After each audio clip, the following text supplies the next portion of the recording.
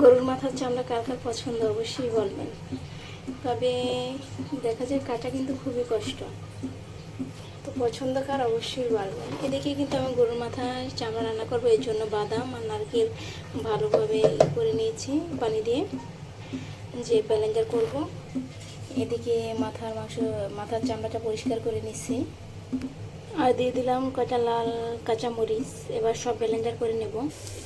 এদিকে কিন্তু আমি সব গরম মশলা দিয়ে দারচিনি, এলাচ, তেজপাতা, লবঙ্গ সব দিয়ে পেঁয়াজ দিয়ে ভালোভাবে ভেজে নিতেছিলাম। তো ভালোভাবে লাল লাল করে ভেজে নেব। এটা কিন্তু খেতে খুবই মজা। আপনারা এইভাবে অবশ্যই বাসাতে রান্না করে খেয়ে বলবেন কেমন হয়েছে। যারা না খান তারা একবার খেয়ে কিন্তু অবশ্যই বলবেন যে খুবই মজা হয়েছে, কারণ এটা আমিও আগে খাইতাম না। তো আমাকে একজনে রান্না করে দিয়েছিল, তো সেই থেকেই আমি এটা আর পাগল হয়ে গেছি। খুবই মজা এটা। তো চলেন কীভাবে রান্না করে আমার ভিডিওটা শুরু থেকে শেষ পর্যন্ত দেখবেন। পেঁয়াজটা কিন্তু লাল লাল করে ভেজে নিচ্ছি। এবার আমি বাটা মশলা অ্যাড করে দেবো। এই জায়গাটা আছে শুকনো মরিচ, কাঁচামরিচ, ধনিয়া, জিরা, তারপরে আদা, রসুন, পেঁয়াজ সব একসাথে বাটা আছে। তো এটা আবার কিছু সময় আমি ভেজে নেবো যাতে আবার কাঁচা গন্ধটা চলে যায়।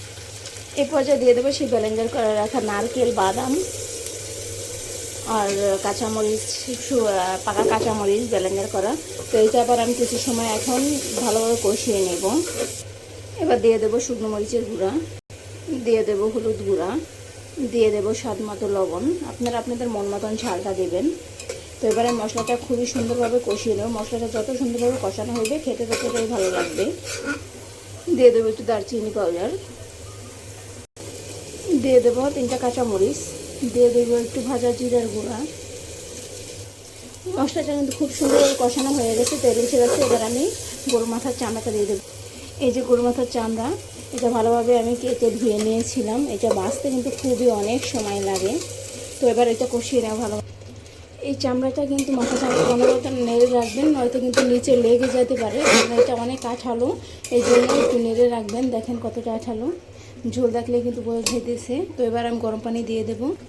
এবার আমি কুসুম গরম পানিটা দিয়ে দেবো। আপনারা ভুনা খেতে চলে তাহলে পানিটা কম দেবেন, আর যদি একটু ঝোল খেতে চান ওই পর্যায়ে পানিটা একটু বেশি দেবেন। প্রেশার কুকারে দিয়ে দিচ্ছি, ঢাকনা লাগিয়ে দিচ্ছি কিছু সময়ের জন্য। এবার আমি 3-4টা সিটি দিয়ে তারপর বন্ধ করে দেবো।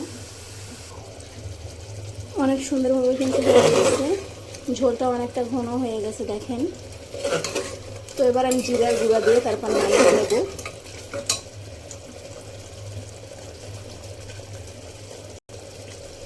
জিরার গুঁড়া কিন্তু আমি ভাজা জিরার গুঁড়া দিয়েছি। তো এখন আমি নামিয়ে ফেলবো, কারণ এই যে ঝোলটা আছে এটা কিন্তু ঠান্ডা হওয়ার পর ধুয়ে যায় ঘন হয়ে যাবে, কারণ মাথার চামড়াটা একটু লোদ লোদ টাইপের, মানে আঠালো আঠালো ভাব।